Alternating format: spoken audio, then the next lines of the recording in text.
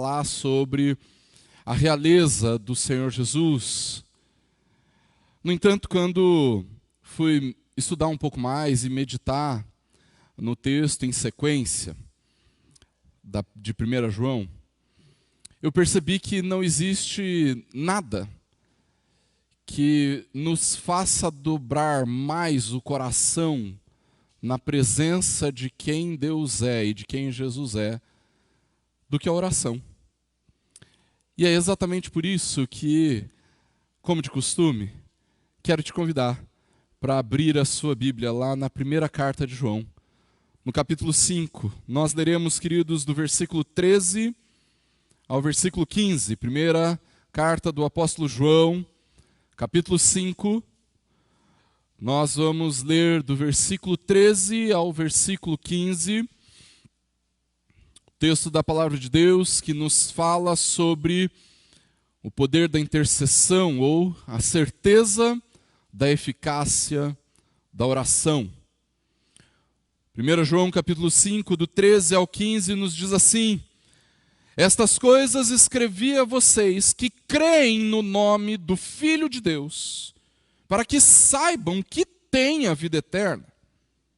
E esta é a confiança que temos para com Ele, que se pedirmos alguma coisa segundo a sua vontade, Ele nos ouve.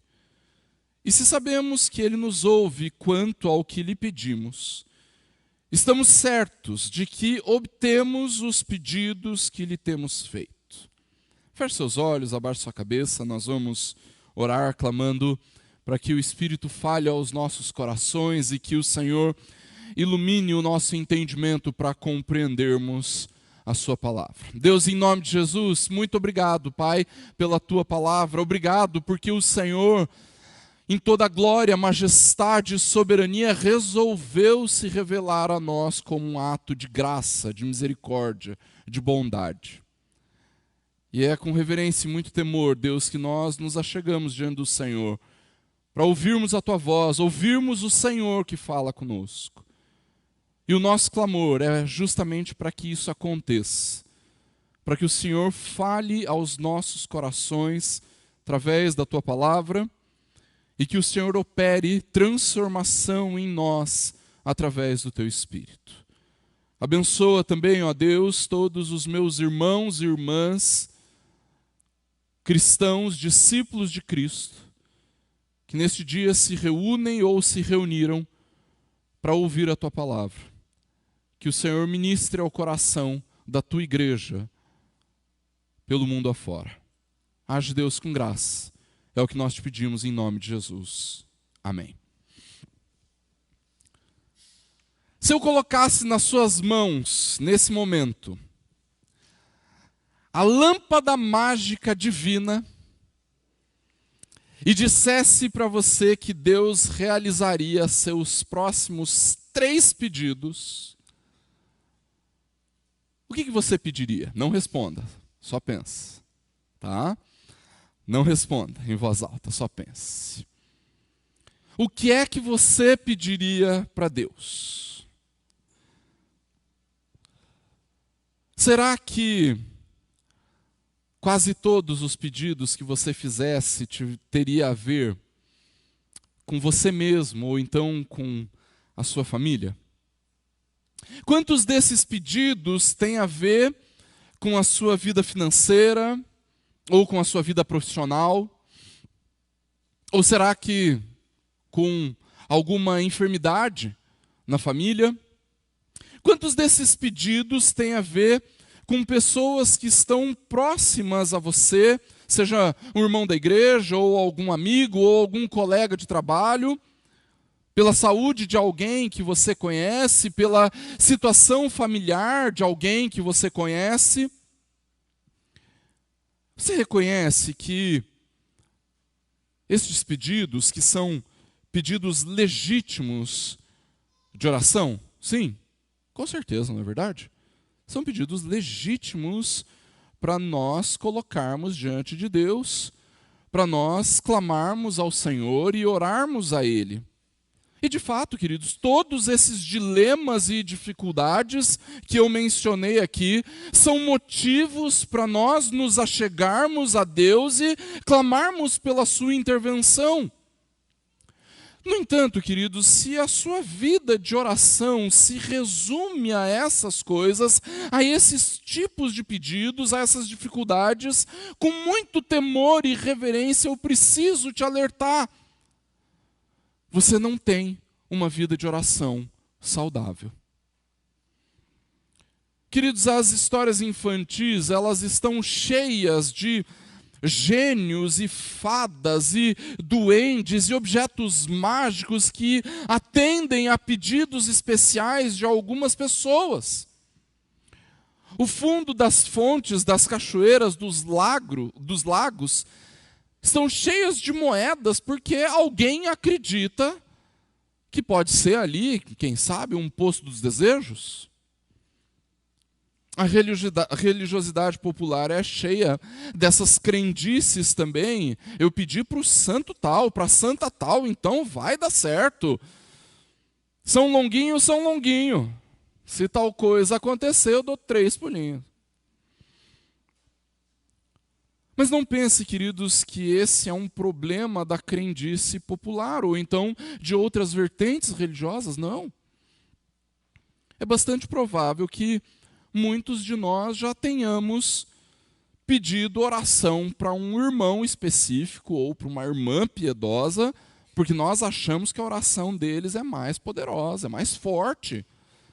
Eu vou pedir para o pastor orar por isso, para o irmão fulano de tal, presbítero Ademir, que é o nosso conselheiro de oração na igreja, ele tem uma oração forte. Se ele orar, é tiro e queda. É lógico, queridos, que eu estou exagerando um pouco sobre estas coisas. Mas quando nós falamos de vida de oração, isso é o que passa na cabeça da maioria das pessoas, é isso que a maioria dos crentes pensa. Por um lado, como se Deus fosse uma espécie de gênio da lâmpada mágica, um gênio gigante, lógico, muito grande, muito poderoso, e que fica ali atendendo pedidos de acordo com aquilo que a gente pensa, de acordo com a nossa vontade, de acordo com os desejos do nosso coração.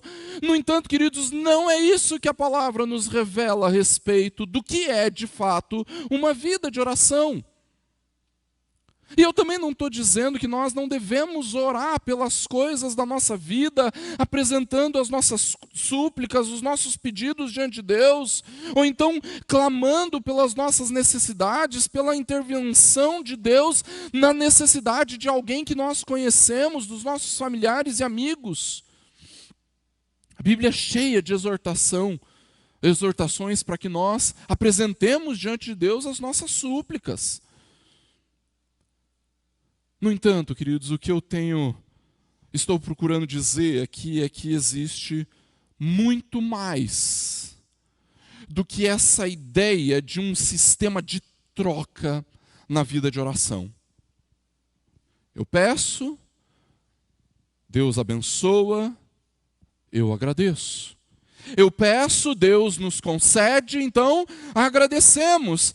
Queridos, a vida de oração é muito mais do que isso, é muito mais do que um caderninho onde nós colocamos diante de Deus as nossas petições, ainda que eu recomendo que você tenha um caderninho, que você anote os seus motivos de oração. Mas a vida de oração também é muito mais do que aquela ideia fantasiosa, queridos, que com certeza você já ouviu, de estar em espírito de oração.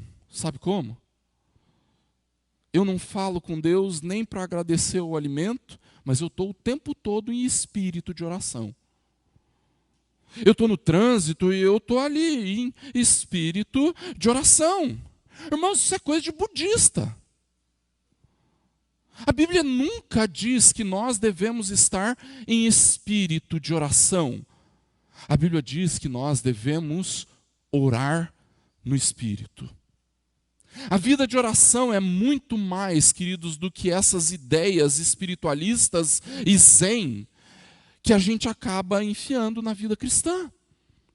Vida de oração, queridos, é o que move a nossa vida com Deus. A vida cristã é uma vida de oração, irmãos. E me permita ir além na minha exortação aos irmãos. Um dos motivos pelos quais a sua fé fraqueja, um dos motivos pelos quais você é tão inconstante no seu ânimo a respeito das coisas de Deus, é justamente por causa da inconstância na vida de oração. A vida cristã é uma vida de oração. E a maior prova disso, irmãos, é que o povo de Deus sempre foi um povo de oração, queridos. Se nós olharmos os grandes homens e mulheres do Antigo Testamento, todos eles tinham uma vida intensa e dedicada na oração. Se nós olharmos para os evangelhos, queridos, nós vamos ver Jesus, o Deus encarnado, orando em várias passagens.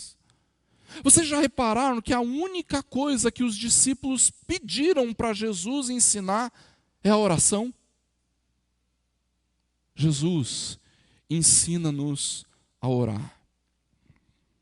Se nós olharmos para o restante do Novo Testamento, nós não vamos ver não um, não dois, mas vários relatos da ação graciosa e poderosa de Deus enquanto a igreja orava. Se nós olharmos para o passado, observando a história da igreja, nós vamos ver que os grandes avivamentos da igreja aconteceram quando homens e mulheres clamavam pelo derramamento do Espírito nas suas vidas e, consequentemente, na vida de toda a igreja. A minha pergunta, queridos, é: onde foi que isso se perdeu? Por que isso se perdeu? Se nós queremos verdadeiramente viver como igreja, irmãos, então a vida de oração não pode ser algo mais que nós podemos ou não experimentar. A vida de oração não pode ser apenas um adereço na vida cristã. Nós precisamos entender que a vida de oração é fundamental para a nossa saúde espiritual, é fundamental para o nosso relacionamento com o Pai, é fundamental para refrearmos os impulsos da carne. A vida de oração é fundamental para compreendermos a palavra. A vida de oração é fundamental para todas as áreas da vida cristã. A Ana é recém-alfabetizada. No ano passado ela aprendeu a ler. E ainda com bastante dificuldade, ainda com um pouco de lentidão na leitura, que é peculiar às crianças que estão aprendendo a ler, nós já estamos ensinando a Ana a fazer a sua devocional pela manhã. E ela tem o seu plano de leitura, e ela tem que escrever aquilo que ela entendeu do texto. No entanto, a primeira coisa que eu ensinei a ela foi: filha, antes de abrir a Bíblia, você precisa falar com Deus. Pedir para que Deus fale com você através do texto que você vai ler. Queridos, se Deus não nos der graça, nós não entendemos nem o que a Bíblia nos diz. E é por isso que nós precisamos clamar ao Senhor para que Ele nos dê clareza e entendimento a respeito da sua palavra. É por isso, irmãos, que se nós queremos viver como igreja de verdade, não apenas brincar de ser igreja, então é necessário que cada membro da igreja tenha uma vida consistente, dedicada e intensa de oração. Isso não é tarefa para um ou outro irmão, mas para todos nós. Acontece, queridos, que para ter uma vida consistente, dedicada e intensa de oração, você precisa amar Jesus completamente. Você precisa amar o Pai, você precisa querer mais do Espírito, senão você só vai orar quando alguém te convocar para isso. Ou na reunião de oração, ou então no culto, ou na escola dominical, ou então em alguma outra reunião da igreja, ou então naquela reunião de família, que todo mundo sabe que você é crente, então pede para que você faça a oração. O apóstolo João, queridos, tinha acabado de escrever às suas ovelhas, aos seus filhinhos, a respeito da certeza da salvação. Se vocês creem no testemunho que Deus dá a respeito do seu filho, então vocês têm a vida eterna. Se vocês creem que Jesus é quem Deus diz que Ele é, então vocês estão salvos. Se você crê, se você acredita que Jesus é o Cristo, o Filho de Deus, Senhor e Salvador da sua vida, então você tem a vida eterna. No entanto, queridos, João quer demonstrar que essa vida eterna não pertence apenas a algo que nós viveremos no futuro, depois que morrermos, ou então quando Jesus voltar. Essa vida eterna diz respeito ao aqui e agora também. E o que João está nos dizendo, queridos, é que a confiança que nós temos na vida eterna é exatamente a mesma a respeito das nossas orações. Por isso, assim como nós sabemos que temos a vida eterna, porque cremos em Jesus como Senhor e Salvador da nossa vida, então nós temos plena certeza da eficácia da oração. Temos confiança ao orarmos, temos confiança ao nos aproximarmos de Deus em oração. E se nós queremos viver os fundamentos da vida cristã, que é o tema da nossa série na primeira carta de João, então nós precisamos ter uma vida dedicada de oração, uma vida marcada pela oração. E por isso, queridos, nós precisamos ter certeza da eficácia da oração. E é por isso que nós precisamos saber, em primeiro lugar, que nós temos confiança ao nos aproximarmos do Senhor. Olha o que o apóstolo João nos diz no versículo 13 e início do versículo 14. Estas coisas escrevi a vocês que creem no nome do Filho de Deus, para que saibam que tem a vida eterna. E esta é a confiança que temos para com Ele. A confiança que nós temos para orarmos, queridos, não é porque nós encontramos uma lâmpada mágica divina e agora Deus é obrigado a atender os nossos pedidos, sejam eles piedosos ou não. A confiança que nós temos para orarmos, queridos, é sabermos que nós podemos nos aproximar dele com ousadia, com intrepidez, sabendo da nossa posição de filhos. Uma das coisas que mais me irrita na Ana Luísa é quando ela vem para mim e fala assim: pai, posso perguntar? Ô filha, quando é que eu te proibi? Você é minha filha, você pode perguntar a hora que você quiser. Você não precisa nem pedir para perguntar, é só chegar e perguntar. E eu já corrigi ela 1000 vezes, mas ela continua falando: pai, posso perguntar? Queridos, nós não precisamos chegar diante de Deus e falar assim: Deus, eu posso pedir uma coisa? Queridos, quando nós cremos em Jesus, então nós temos a confiança, a segurança da vida eterna. E nós só cremos em Jesus porque nós nascemos de Deus. Nós somos filhos do Pai. A confiança que nós temos na vida eterna por causa da fé em Jesus é a mesma confiança que nos aproxima de Deus como filhos. Ou seja, nós podemos invocar a Deus, nós podemos clamar, nós podemos falar com Deus, porque afinal Ele é o nosso Pai.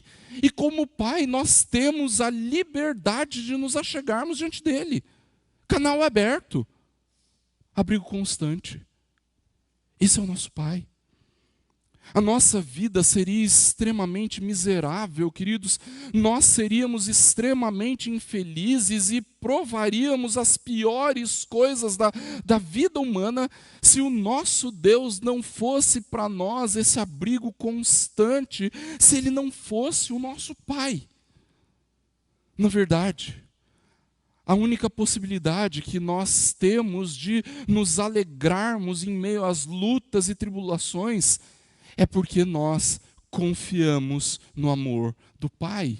é porque nós sabemos que temos no nosso Pai o nosso refúgio.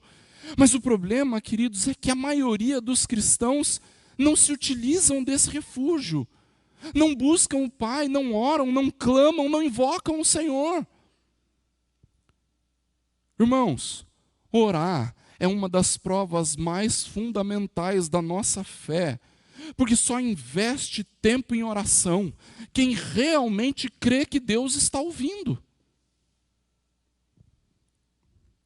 Agora, se você não consegue orar, se você não consegue construir uma vida consistente de oração, muito provavelmente é porque ainda existe um resquício mortífero de incredulidade no seu coração. No fundo, você ainda pensa: será que Deus está me ouvindo mesmo? Será que o Senhor me ouve? Quem tem dificuldade em crer, queridos, pode dizimar, pode vir na igreja, pode ler a Bíblia, pode cantar e até evangelizar, mas dificilmente vai orar. Porque só ora quem crê, quem confia que Deus está ouvindo. Mas não é porque nós cremos que Deus está ouvindo, não é porque nós cremos que Deus é o nosso Pai, que Ele vai fazer tudo aquilo que a gente pede, não é verdade? Porque, em segundo lugar, a oração é, na verdade, queridos, a submissão da nossa vontade à vontade de Deus. Quando nós oramos, queridos, nós não estamos tentando constranger Deus a fazer a nossa vontade. A oração não é um recurso para dobrar Deus, para convencer Deus, ou então para impormos a nossa vontade ao Senhor. É justamente o contrário.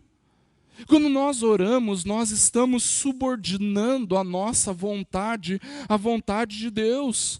Irmãos, eu já vi, e com certeza você já viu gente dizendo que às vezes nós pedimos tanto uma coisa para Deus que Ele acaba nos dando, mas não é isso que a Bíblia nos diz, queridos. A oração não é um cabo de guerra com Deus. Mesmo porque, se fosse, a gente ia perder todas as vezes. Quando nós estamos orando, irmãos, nós não estamos falando com o patrão. Alguns cristãos falam com o Pai como se estivesse falando com o chefe e tentando convencer o chefe a dar uma folga antes do feriado, sabe como? Oração não é isso, irmãos. Você não está tentando vencer um Deus relutante, um Deus mesquinho, que não quer te dar as coisas. Você está falando com seu Pai, cheio de reverência, cheio de temor, mas ainda é o seu Pai. Ou seja, o que você precisa saber é que ao orar, você está se apropriando da boa vontade de Deus sobre a sua vida, sobre a vida da sua igreja, sobre a vida dos seus amigos, dos seus familiares, dos seus irmãos em Cristo. Você não está tentando convencer Deus a respeito da sua vontade, ao contrário, na oração você está buscando, abraçando e se alinhando com a vontade de Deus. Ao contrário do que muitos pensam, existe sim um jeito certo de orar. Existe uma orientação bíblica de como nós devemos orar. O problema é que quando a gente fala que existe um jeito certo de orar, normalmente as pessoas pensam em posturas ou então em palavras religiosas. Algumas pessoas já confessaram para mim: pastor, eu não sei orar direito, pastor. Eu não sei usar essas palavras bonitas que o senhor usa ou que o irmão fulano usa. Pastor, eu erro o português na hora de falar em público, porque eu fico nervoso. Tem gente até que pensa que o jeito certo de orar é uma entonação de voz poderosa. Tem gente que acha que não pode orar sentado ou deitado.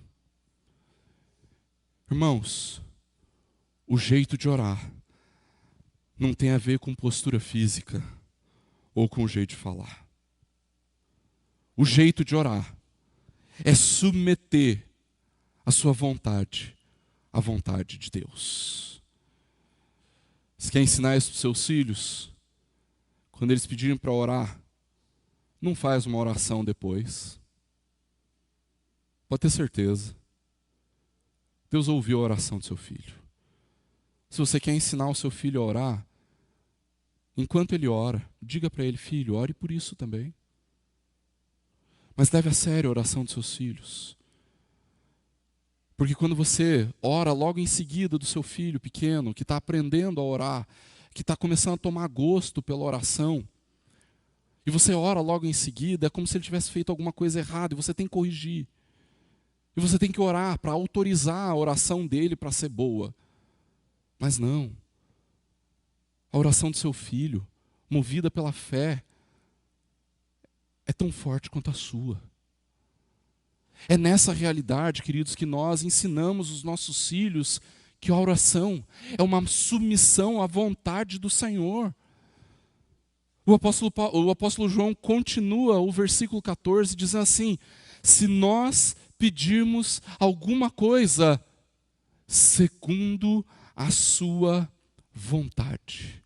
Segundo a sua vontade. Na oração, queridos, nós estamos sujeitando os nossos desejos pessoais, nós estamos sujeitando os nossos projetos e os nossos sonhos ao Senhor, a Deus.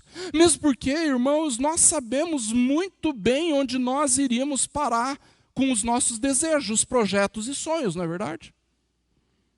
Você já pensou se Deus tivesse assinado embaixo de todos os seus desejos, projetos e sonhos, onde você estaria?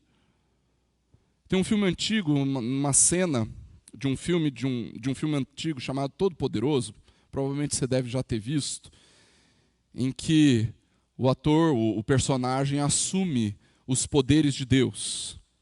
E aí, já cansado e estressado de responder cada um dos pedidos, ele seleciona todos os pedidos e ele dá sim para todos os pedidos. Resultado, a cidade inteira ganhou na Mega Sena, né?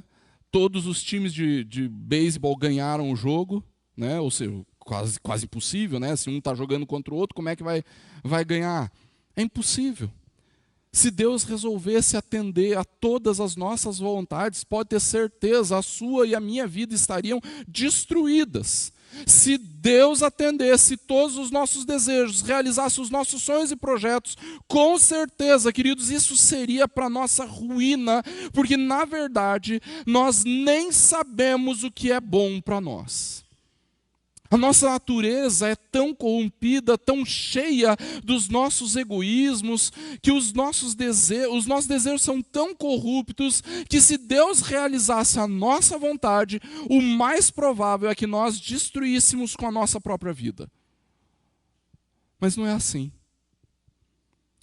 Como Pai amoroso que é, Deus não permite que a gente peça e receba tudo o que a nossa liberdade desenfreada nos permite. Nós submetemos à vontade do Senhor para orarmos. E aí? O que acontece quando nós nos submetemos à vontade de Deus? João nos diz: Ele nos ouve. Deus nos ouve. Por isso, queridos, em terceiro lugar, nós temos certeza da eficácia da oração, porque nós temos a certeza que somos ouvidos e atendidos. Esses 3 versículos que nós lemos, queridos, são versículos cheios de convicção. Você reparou? No versículo 13, João diz que escreveu para os crentes para que eles saibam que têm a vida eterna. No versículo 14, ele fala sobre essa confiança que nós temos no Senhor, a confiança de sabermos que Deus nos ouve quando oramos segundo a sua vontade. E por fim, no versículo 15, João nos diz assim: se sabemos que Ele nos ouve quanto ao que lhe pedimos, estamos certos de que obtemos os pedidos que lhe temos feitos. Vamos fazer um pequeno exercício de interpretação de texto aqui, queridos? Deus atende todos os nossos pedidos? Se nós levarmos em consideração apenas o versículo 15, nós teríamos que dar o braço a torcer dizendo que Deus atende todos os pedidos de oração que nós fazemos a Ele. No entanto, queridos, nós não podemos distorcer o significado do texto por causa de uma interpretação descuidada desse versículo. Pensando nisso, nós precisamos considerar os versículos anteriores para responder essa pergunta.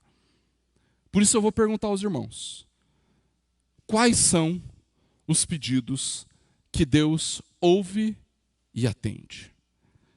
Se nós olharmos com atenção para o versículo 14, nós vamos concordar que Deus atende todos os pedidos que estão subordinados à sua vontade. Mas isso gera um outro problema em nós. Como é que nós podemos saber que aquilo que nós pedimos é da vontade de Deus ou não?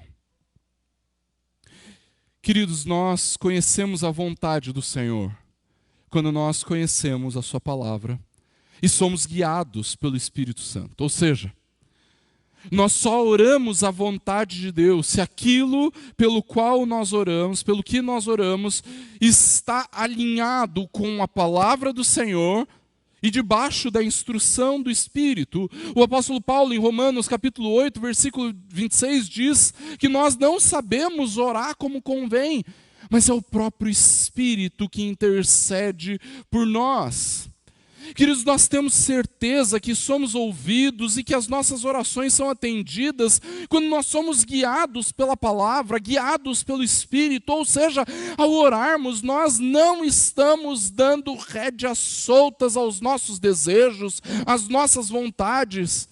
Não estamos orando pelas coisas que nos agradam, mas pelas coisas que agradam o Senhor. E quando nós estamos debaixo da palavra, queridos, sendo guiados pelo Espírito, nós podemos nos achegar a Deus a respeito de todas as coisas, e inclusive oramos até pelas coisas que nós temos como certas. Nós oramos até pelas coisas que nós temos certeza que vão acontecer, irmãos. Nós não somos chamados para depositar diante de Deus apenas as causas impossíveis. Não, até aquilo que é cotidiano, rotineiro, até aquilo que é certeza, nós depositamos diante do Senhor. O salário vai ser depositado no fim do mês? Claro, mas nós vamos continuar orando para que Deus nos dê do seu sustento como resultado do nosso trabalho. Um emprego melhor vai proporcionar uma qualidade de vida melhor? Em certo sentido, sim. Mas nós vamos continuar orando para que nós sejamos revestidos da vida abundante que o Senhor promete nos dar. O pré-natal foi tudo certinho, com as consultas em dia, está tudo em ordem com o bebê? Sim. Mas nós continuamos orando para que Deus dê a sua graça e o parto aconteça a bom termo.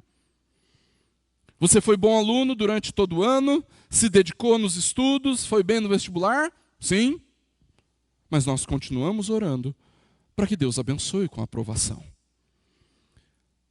Mas isso também se aplica a realidades espirituais, irmãos. O Espírito está constantemente nos confrontando a respeito dos nossos pecados? Sim. A Bíblia nos afirma isso. No entanto, nós continuamos clamando para que, pela graça, o Senhor fale aos nossos corações e nos corrija quando nós formos surpreendidos em falta. Nós sabemos que, apesar das tristezas, a alegria vem pela manhã, cremos nisso, mas continuamos orando para que o Senhor renove em nós a alegria da salvação. O reformador João Calvino nos diz, queridos, que aquele que está certo de um feliz sucesso não deve se abster de orar a Deus, porque a certeza da fé não gera indiferença, a certeza da fé não gera indolência. Ao contrário, se estamos certos de algo, então é aí que a gente tem que orar.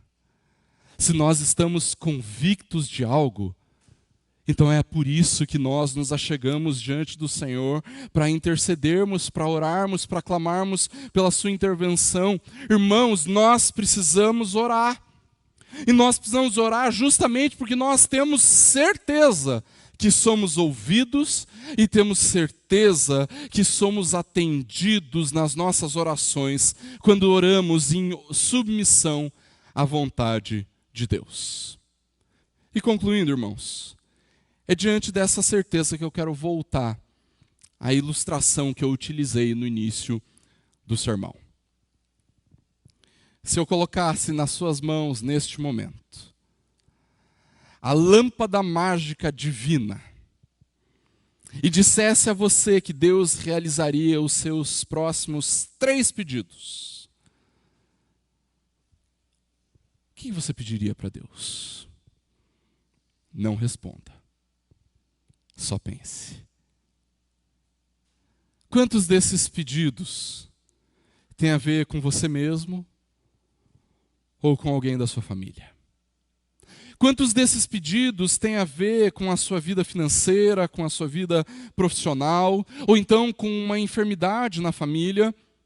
Quantos desses pedidos têm a ver com pessoas próximas a você, um irmão da igreja, algum amigo ou colega de trabalho, pela saúde de alguém que você conhece, ou então pela situação familiar de alguém que você conhece?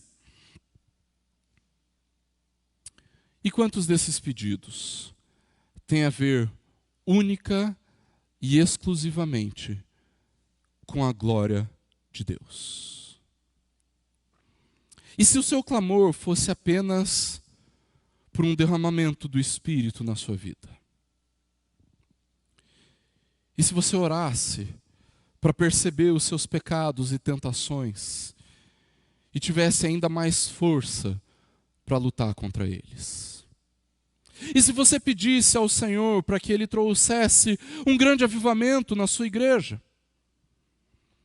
E se você pedisse para que a sua palavra fosse ainda mais vívida na sua própria vida? Por favor, não me entenda mal. Você deve orar pela sua vida, você deve orar pelos seus irmãos, você deve orar pelos seus amigos e familiares, você deve orar pela sua vida financeira, você deve orar pela sua profissão, pela sua saúde, você deve orar pelos seus familiares, e saiba com toda certeza, Deus é glorificado nas nossas vidas quando Ele nos dá a sua graça em todas essas áreas, com certeza. Mas será que nós não estamos nos dedicando demais para orarmos a respeito dessas coisas e de menos pelas coisas que apresentam a glória de Deus de maneira mais significativa? Será que nós não estamos gastando tempo demais da nossa oração com manutenção?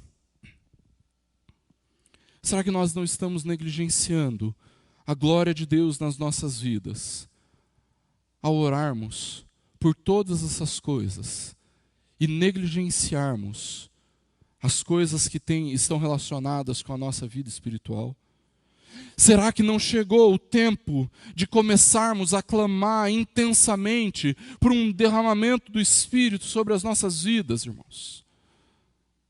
Ainda que eu deseje que você ore por essas coisas, eu gostaria de viver junto com você uma vida mais profunda de oração. Você topa? Vamos nessa? Os relatos, queridos, dos grandes avivamentos dizem que ninguém precisa empurrar ou forçar as pessoas para comparecerem às reuniões de oração. Na verdade, as horas se passavam e ninguém queria ir para casa. Ficavam orando a noite toda. E isso acontecia, queridos, porque os crentes se deleitavam na oração, primeiro nas suas vidas particulares, depois no seu tempo de comunhão. Isso acontecia, queridos, porque as pessoas provavam da graça de Deus, de uma visitação extraordinária do Espírito no seu momento de culto particular.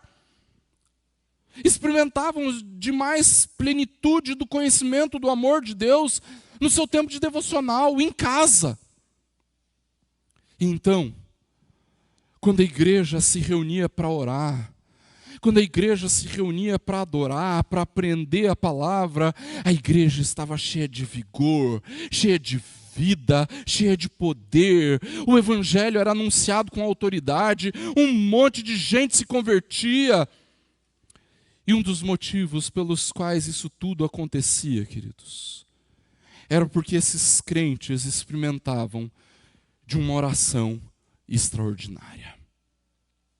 Se humilhavam, confessavam pecados, tinham plena convicção da sua própria inutilidade e da sua necessidade de Deus, eram cheios de compaixão e zelo pelo crescimento da igreja, por alcançar aquele que não crê, doavam de si mesmos em favor de outras pessoas, tinham um anseio em conhecer a Deus, a ver a face de Deus, vislumbrar a sua glória.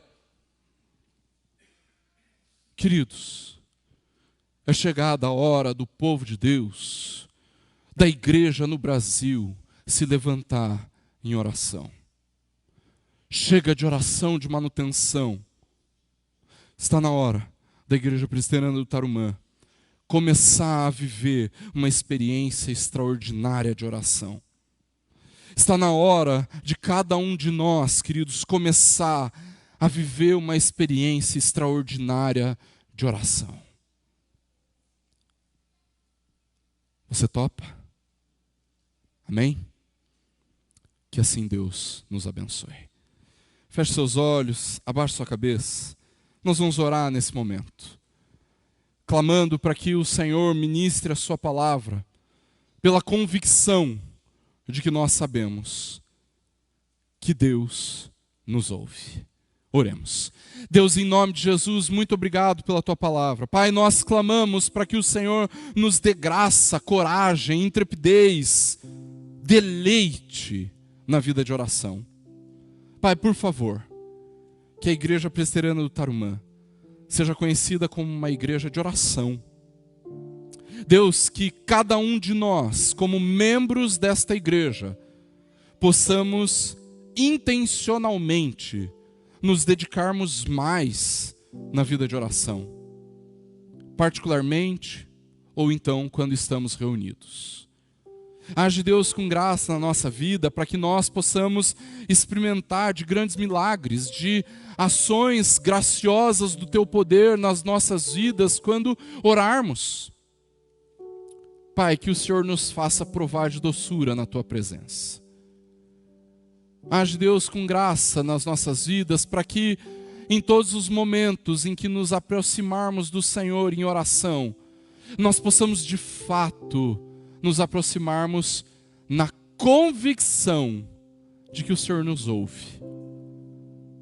Assim como estamos convictos dessa vida eterna, abundante e graciosa que o Senhor nos concede, que essa mesma convicção nos conduza à oração. Age, Deus, com graça nas nossas vidas, que nós de fato possamos nos dedicar mais, com mais intensidade, passando mais tempo orando, para que em tudo isso, Deus, nós conheçamos o Senhor, para que em tudo isso nós temos convicção ainda mais clara do nosso pecado, para que em tudo isso nós sejamos ainda mais fortalecidos para lutarmos contra o nosso pecado e para vivermos na dignidade do Evangelho. Deus nos conduz a uma vida ainda mais extraordinária de oração, para que a igreja cresça, para que nós tenhamos a autoridade do Senhor para proclamarmos o Evangelho. Deus, age com graça sobre a minha vida.